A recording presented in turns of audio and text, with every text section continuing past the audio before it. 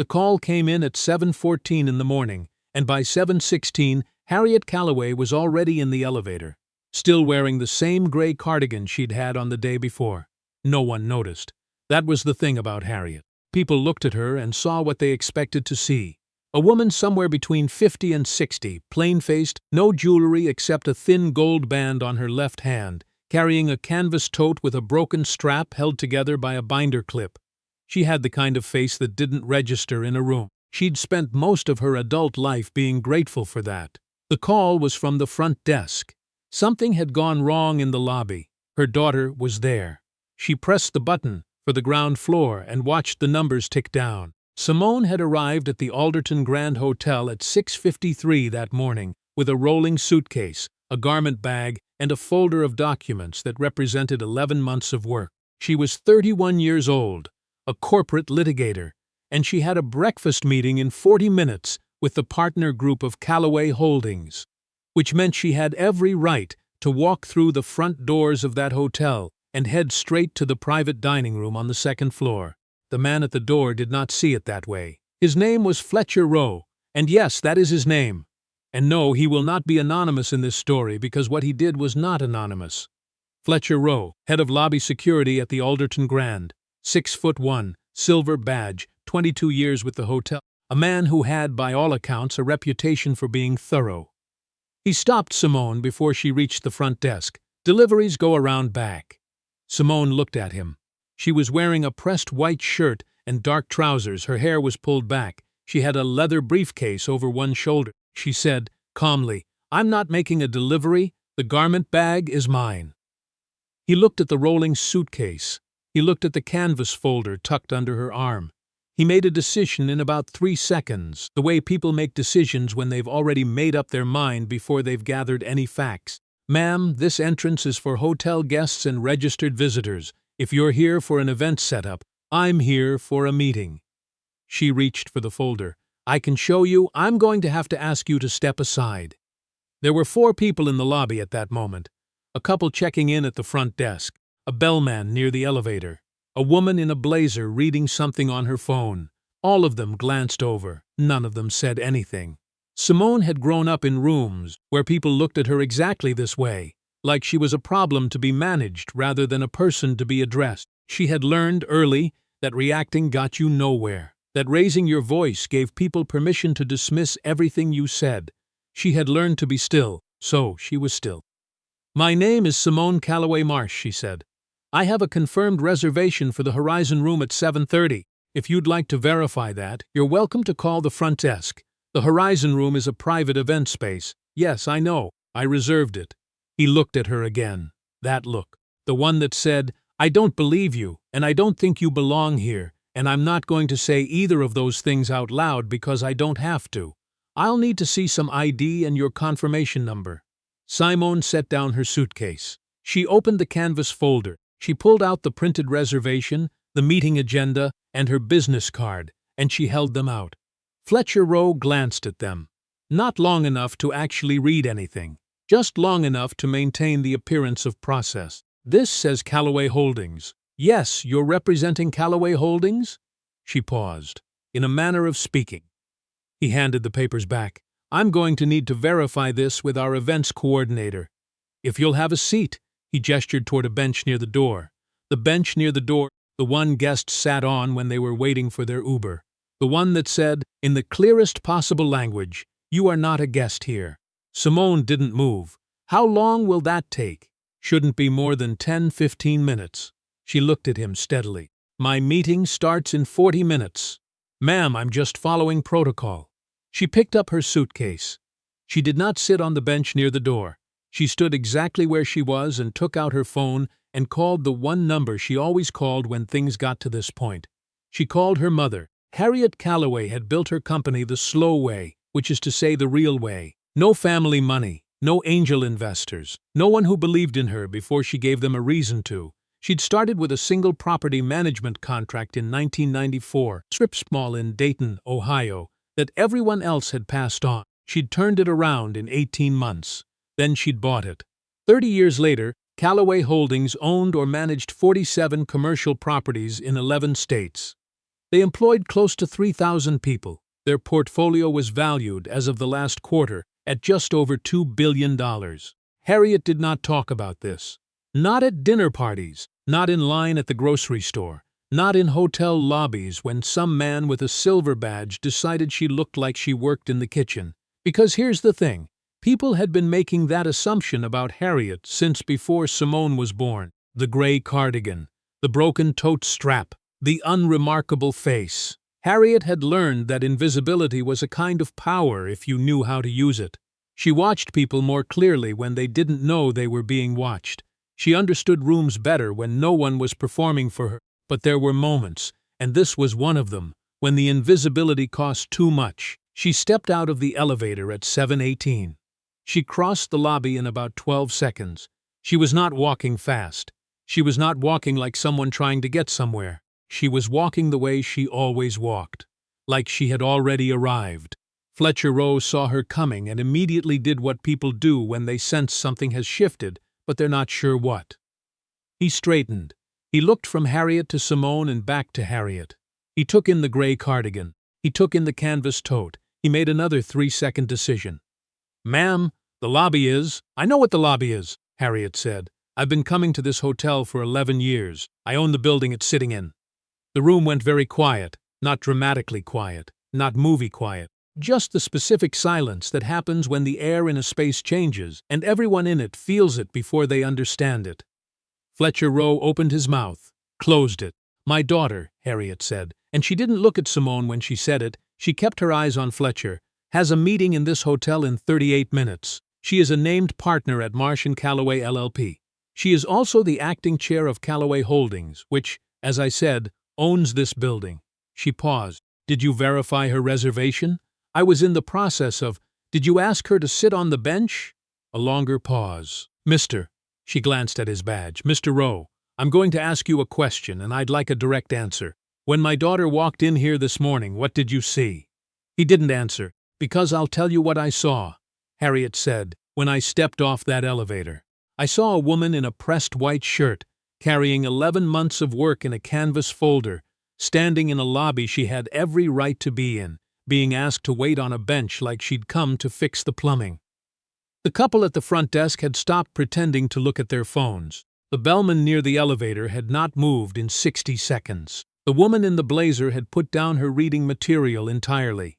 "I'm not here to make a scene," Harriet said. "I want you to understand that. I don't enjoy this." And that was the truth, visible in every word of it. She was tired in the way that people get tired when they've had the same conversation too many times, across too many decades.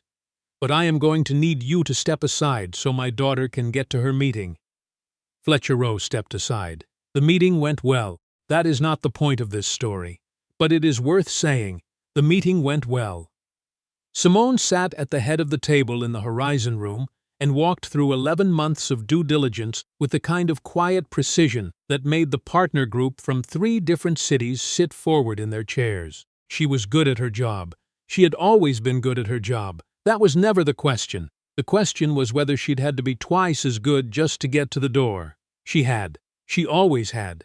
Harriet went back upstairs after the lobby. She sat in the suite she had rented, under her own name, which apparently no one at the front desk had thought to mention to Fletcher Rowe, and she drank the coffee she'd ordered at 6:45, and she looked out the window at the Atlanta skyline and she thought about what to do. This was the part people didn't see. The part that came after the lobby, after the cold look, after the bench. The part where you sat alone in a room and decided what you were willing to let go of and what you weren't. Harriet was 61 years old. She had let go of a lot of things. She had chosen, over and over again, to be the person who didn't make it difficult, didn't make it loud, didn't give anyone a reason to look at her and see a problem instead of a person. She had done that because she understood the math of it. She had done it because she had a company to run, and a daughter to raise and a life to protect, and there was only so much energy in a day. But she was 61 years old and she was tired of doing that math. She picked up the phone, not her personal phone, the other one, the one with the contacts she'd had for 3 decades, the one with the number for Alderton Group's executive offices. She called a man named Philip Strand, who was the CEO of Alderton Hospitality, and who had sat across from her at a real estate conference in 2019 and told her that the Alderton Grand in Atlanta was their crown jewel property. "Philip," she said when he picked up, "it's Harriet Calloway. I have a situation I want to discuss with you." Philip Strand called back in 4 minutes. He always called back fast when it was Harriet, because Harriet did not call about small things. She told him what happened. She told him calmly and in sequence, the way she told everything. Start at the beginning, go to the end, stop. She did not editorialize. She did not ask him what he was going to do. She gave him the facts. Philip Strand was quiet for a moment. Then he said, "Harriet, I am so sorry." "I know you are," she said. "That's not why I'm calling. What do you need?" "I need you to answer a question honestly." "Of course. If Simone hadn't called me, if I hadn't been staying in this hotel, if she'd just been a 31-year-old black woman standing in your lobby with a suitcase and a folder, do you think she would have made her meeting?" A long pause. "Philip, I don't know," he said. "Yes, you do." He was quiet again. "No," he said finally. "I don't think she would have." "That's the honest answer," Harriet said. "Thank you for giving it to me." She looked at her coffee cup. It was empty. She didn't remember drinking it. "Here's what I'd like," she said. "I'd like a written account from your HR department of every incident logged involving security discretion in this property over the past 5 years. I'd like to know how many of those incidents involved guests of color being asked to verify their identity before accessing spaces that other guests were not asked to verify. And I'd like to know what your current training protocol is for lobby security. I can have that to you by end of day." "I'd like it by noon," she said. "I have a 2 o'clock. He said he would make it happen. She believed him because Philip Strand was a man who, when cornered by his own conscience, usually did the right thing. That was not a small thing. Most people, when cornered by their conscience, looked for the exit. "One more thing," Harriet said. "Anything. Mr. Rowe." Philip Strand exhaled. "I'm going to look into it." "I'm not asking you to fire him," Harriet said. "I want that to be clear. That's not my call and I'm not making it. But I am asking you to look him in the face and have an honest conversation with him. Not a disciplinary conversation. A human one. Tell him what he saw and what he chose and what it cost the woman he was looking at. Tell him that story matters." She paused. "Can you do that?" "Yes," Philip Strand said. "I can do that." Simone found out most of this later, in pieces, the way you find out things your mother does on your behalf. Not because she tells you, but because the world is not as large as it pretends to be, and eventually word comes back. What Simone knew firsthand was this. When she walked out of the Horizon room at 9:47 with signed letters of intent from every partner in the room, Fletcher Rowe was not at his post in the lobby. There was a different man there, young, maybe 25, with a wide smile and the look of someone who had just been given very specific instructions. He held the door for Simone.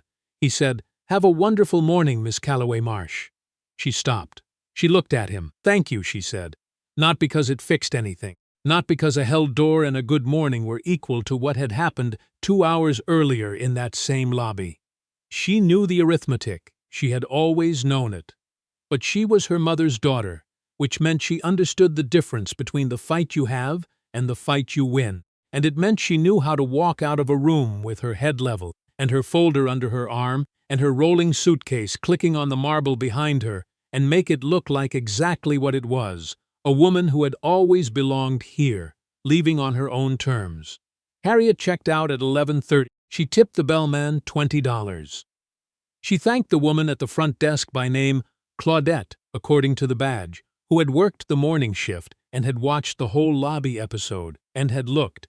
Harriet noticed, deeply uncomfortable in the way that people look when they know something wrong is happening and they're not sure they have the authority to stop it. "You have a good one, Claudette," Harriet said. Claudette looked startled. "You too, ma'am. You too." Outside, the Atlanta morning was already warm, the kind of late spring heat that stacks up fast and doesn't apologize. Harriet stood on the sidewalk for a moment with her canvas tote over one shoulder, the broken strap held together by its binder clip, and she watched the city move. She thought about a conversation she'd had with Simone once, years ago, when Simone was maybe 14 and had come home from a school trip furious about something, some slight, some assumption, some moment where a person had looked at her and chosen wrong. Harriet had sat across from her at the kitchen table and listened to the whole thing, every word, without interrupting. And when Simone was done, she'd said, "What do I do?" Harriet had thought about it. Really thought, not the reflex answer, not the "this is how the world is" speech, not the "you have to be twice as good" speech, though both of those things were true, and both of them were terrible. She'd said, "You remember that you know something they don't. Every time someone looks at you and sees less than you are, they've just told you something important about themselves. File it. Don't spend energy on it. Just file it and keep moving." Simone had looked at her for a long moment. Then she'd said, "That sounds exhausting." And Harriet had laughed, really laughed, the kind that comes from somewhere deep and true, and said, "Baby, it is, it absolutely is, but it's also the thing that keeps you whole." The documents from Alderton's HR department arrived at 11:58. Harriet was already in the car to the airport. She read them on her phone, scrolling through 5 years of incident logs, and she found what she expected to find, which was not nothing. She forwarded the documents to her attorney. She sent a separate email to 3 colleagues she trusted, women who ran companies, who had sat on the bench near the door before they owned the building, who would know exactly what to do with a 5-year incident log from a crown jewel hotel property. She did not post about it. She did not call a journalist. She did not do any of the things that would have made this story louder but not necessarily better. She was 61 years old, and she had learned the difference. Loud got you attention. Documented got you change. She put her phone away somewhere over the Tennessee border and watched the clouds for a while and thought about what she would order for dinner and whether Simone's signed letters of intent would close by the end of the quarter, and what it meant that her daughter had walked into a room this morning and earned every signature in it and would probably have to do something just as hard next week and the week after that and every week for the rest of her life. She thought about the bench near the door. She thought about Claudette's face. She thought about Fletcher Rowe stepping aside. She didn't know what had happened in the conversation between Fletcher Rowe and Philip Strand. She didn't know if it had mattered. She didn't know if Fletcher Rowe had gone home that night and thought about what he'd seen when Simone walked through the door and thought differently about it, or whether he'd gone home and had dinner and watched television and filed the whole thing under misunderstanding in the part of his brain reserved for things he didn't need to examine.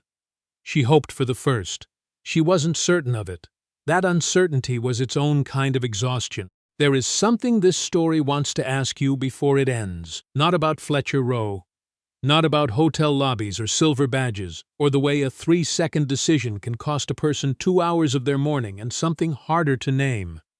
It wants to ask about the couple at the front desk, the bellman near the elevator, the woman in the blazer with the reading material she put down. What would you have done? And here is the harder version of that question. What would you have done if Simone's mother hadn't stepped off the elevator? If there had been no Harriet Calloway, no phone call, no woman in a gray cardigan with 30 years of company behind her? If it had been just Simone alone in a lobby where the air had shifted and everyone felt it and no one said a word? Would you have said something? Would you have walked over? Would you have looked at Fletcher Rowe and said, not loudly, not dramatically, just clearly, "I think this woman is telling the truth, and I think you should let her through"? Because that's the part of this story that doesn't have a clean ending. Harriet Calloway had the power to make things right, and she used it, and that matters. But most people in most lobbies don't have a building to their name. Most of the time, when this happens, and it happens more than you know. The person on the bench near the door is just a person. No CEO mother upstairs, no phone call, no resolution, just a woman with a canvas folder and 11 months of work being asked to prove she belongs. What do you do then? What do we do then? If this story stayed with you, if you're still thinking about that bench, about Claudette's face, about the way Simone walked out of that lobby, share it. Let someone else sit with these questions. Because the conversation that needs to happen isn't just in the comments section. It's at the front desk, in the elevator, in every room where someone has to decide whether to step aside or step up. We'll be here for the next one, and we hope you will be too.